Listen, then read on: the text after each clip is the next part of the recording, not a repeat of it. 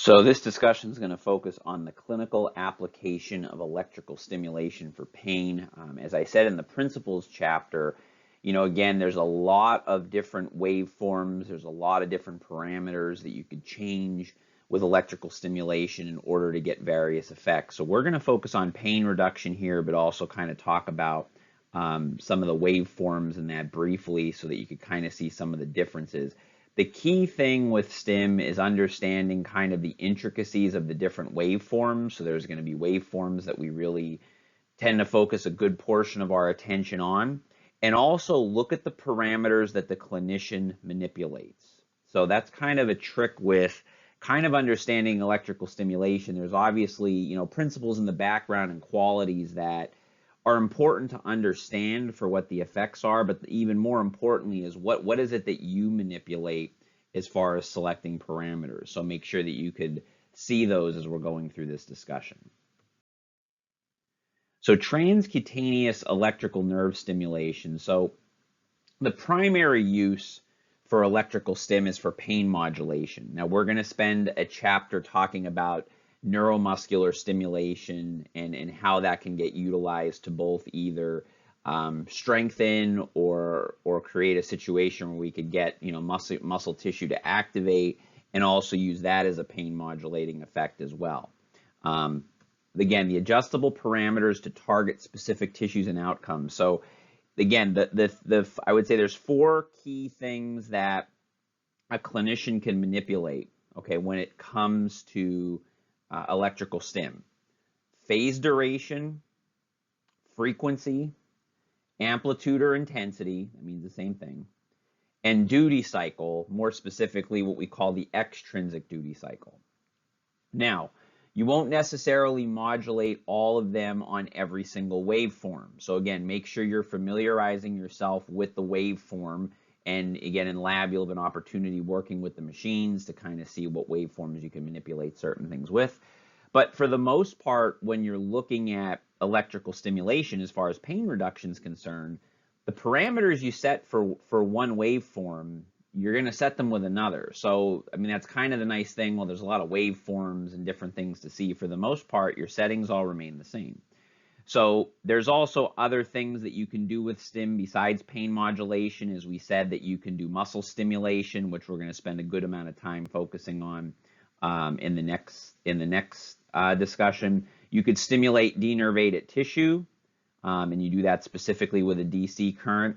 You could do iontophoresis, which is where you drive medication through the skin. You also use a direct current for that. That will probably be your more common application of direct current.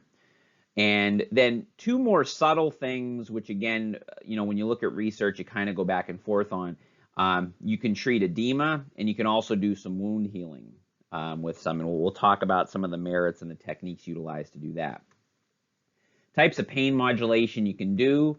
Again, if you go back to looking at your different types of pain modulation, so that's why that information becomes important here. You could stimulate sensory pain modulation by stimulating the A beta fibers, rhythmical through the A delta, and noxious through the C fibers.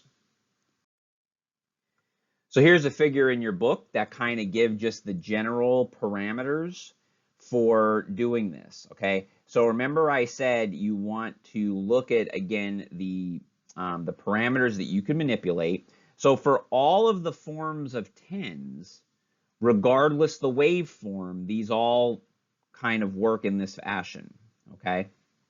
So again, your goal is pain control. When we're talking iontophoresis, so iontophoresis, again, as we said, is used to stimulate, is used to drive medication through the skin, okay? Stimulation of denervated muscle, again, that's kind of not applicable to pain relief per se.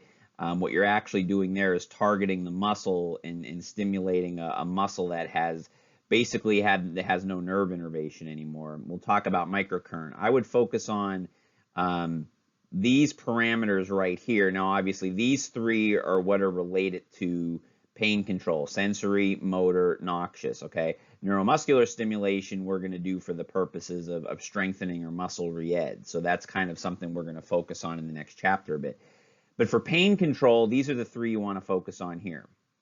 So if you notice the the kind of interplay between phase duration, amplitude, and pulse frequency, okay? So you see your pulse frequencies here, your amplitude as far as, so this is your intensity, and this is your phase duration. Now there's going to be some waveforms we talk about, you know, the phase duration's kind of set, so you don't even have to worry about that. Then all you have to worry about is amplitude and pulse frequency. But what they're showing you here is what target nerve fiber you're getting based upon that. So here you're having your level 1 pain control, your A beta sensory control. This is actually your level 3, your motor, okay, where you're using your endogenous opioids, and your level 2, which is your type C fiber, through what we consider noxious stimulation. So here we kind of take out, specifically focusing on pain control. And again, there's various waveforms where some of these items can be manipulated. So for instance, biphasic low volt, or what we classically think of as tens, you can see them on the multiple waveform machines or in the form of little portable handheld units. High volt can also be utilized for this. Interferential and pre-modulated can be utilized for this as well. So there's various waveforms that you could still manipulate some of these concepts with. So when we look at sensory tens, okay, this is typically what you'd use many times in an acute phase for an injury, looking to stimulate level 1 pain control. So short phase duration, it could go as low as as short as 50 microseconds. The pulse frequency here, they're showing you over 100. That's usually what people select. The range could even go slightly lower, but most individuals select a pretty high pulse frequency for that. Usually if they modulate the pulse or have the pulse kind of do a sweep through multiple pulses to prevent accommodation, and I'll talk about why you would do this in a little bit, but you can even go between like 80 and 150, or 80 and 120, somewhere within that range. The amplitude is going to be just sensory, so you're going to be submotor. So you're not looking to get a motor response, you're not looking to get a muscle contraction, you're just looking to stimulate the A beta fibers, and you're looking to basically get that release of enkephalins in the dorsal horn of the spinal cord. So we're looking at that again, that level 1 pain control. Now I brought up the whole modulation mode, which you can do many times with a lot of these, particularly with the handheld tens biphasic units. So you can modulate pulse rate, phase duration, amplitude. So what that basically means is this. If you kept the sensory tens on at a set phase duration, pulse frequency, and amplitude, and if you're going to have it on for a prolonged period of time, so you can actually have sensory tens on for 24 hours a day if you want, if you have a portable unit. Obviously, if you're doing it intermittently or as a, the part of a treatment within a clinic, you're going to do your treatment between 20 and 30 minutes. But if you're keeping it on for a longer period of time, you want to do modulation because you don't want the person to accommodate. Remember, there's an accommodation phenomenon with the nervous system where the person could actually stop, like almost stop perceiving the stim, so it loses its effect. So for instance, when you modulate the pulse rate or pulse frequency, instead of it just being, say, for instance, 100 pulses per minute during the whole treatment, what you do is you set a range. So say you set a range from 80 to 150 like I used before. What it'll actually do is the unit will automatically cycle between going from 85 pulses per second to 150 pulses per second, okay? If you do it with the pulse, if you do it with the phase duration, what it'll do is it'll take your phase duration. So say you set your phase duration between 50 and 100. What it'll do is it'll change the phase duration automatically. So what it does is just a subtle things to kind of manipulate the stim so that it's harder to accommodate to. If you continue looking on here, you see the rhythmical, okay? So this is using your A delta, using your beta endorphins. You see a longer phase duration, very short pulse frequency. You want to get a strong muscle contraction. This works very good for subacute pain or trigger points. You tend to get longer pain relief with this. So for instance, with the sensory stim, you're really only getting the pain relief for the most part. You'll get immediate pain relief, but it really only lasts as long as you have the stim on. So, you get some residual effects afterwards, but it's primarily when the electrical stimulation is on. With rhythmical pain relief, you actually will get it gets delayed, but you get longer pain relief. So in other words, upwards from 1 to 3 hours of pain relief after the stim you can still have, and that's because of some of the effects that you're going to get from the beta endorphins circulating in your body. You can also use this to stimulate large diameter fibers. Again, remember, you're not going to selectively necessarily stimulate any one particular fiber. You're going to bring other effects in. It's just primarily what you're looking to get. Okay, so you can stimulate larger fibers, and again, treatment time is going to be between 20 and 30 minutes. For noxious stimulation, what some people actually recommend doing is using point stimulators. So these are like handheld stimulators where you can kind of increase the density and really focus it in on a small area. It's good for a lot of myofascial disorders and spasm. It's not good for complex regional pain syndrome because it's painful and you can't do it. You need a very long phase duration for it. So if you notice now, you got to pay attention to units, but we're talking a millisecond here, not a microsecond. So this is actually the longest phase duration. So you need a really long phase duration to do this. You see the pulse frequency could either be low or high. You want the amplitude to be kind of tolerable, but it's going to be uncomfortable for the patient. And while you're primarily getting C fiber activation, you're also going to get the benefits of the A delta as well. But primarily, it's going to be C fiber stimulation with that. So looking at your types of TENS units, and we're going to talk about all of these individually. So you have your low voltage, your monophasic or biphasic. So these kind of don't necessarily belong to a special class. Many manufacturers produce stimulators within this category. So we'll talk about what you can adjust with those. You have your portable TENS units, which are very commonly seen by individuals. These are nice because, again, you can actually have TENS applied for over a 24-hour time period with them. You have your interferential units, your pre-modulated interferential units, and your high voltage stimulators. So these are going to be the ones that we're going to kind of focus on for the most part. We'll briefly talk about some other waveforms. Another thing you have to remember with all of these waveforms is your pad placement. There's going to be certain waveforms where you actually have to use a certain number of pads. But remember, your pad placement can be it can be done in various ways. You can do it over acupuncture points if you're familiar with those. The most common way to probably do it is directly over the area of pain. Some people will do proximal and distal to the pain. Some people will crisscross certain forms. Interferential has to be crisscrossed, so that's an important thing to note with that. You could go over a motor point or around dermatomes. So any of those techniques can be utilized in regards to pad placement. So your low voltage and portable TENS, again, these are what are commonly your biphasic waveforms. They can be monophasic as well. It's more common just to see the biphasic TENS units. Adjustable duration, intensity, frequency, and duty cycle. There's limited phase duration control just for safety purposes. So that tends to not make them as good for the noxious pain control because you a lot of times can't get the phase duration as high when you utilize them. So there is limited adjustment, but you can adjust phase duration most of the time in the biphasic TENS.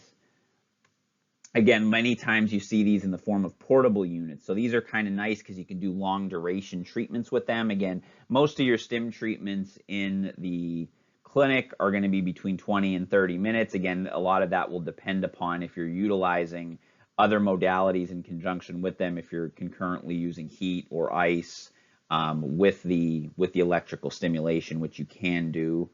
And the key is basically if you have a patient and they're using a portable TENS unit, set up the TENS unit for them with preset all the parameters. You could do that right inside the TENS unit and just teach them how to gradually turn up the amplitude, okay?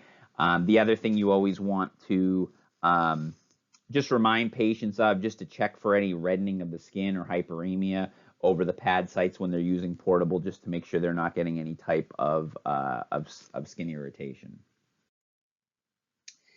Interferential stimulation is kind of a unique type of stim. It uses what's called two medium frequency currents superimposed, causing what's called an interference effect, okay?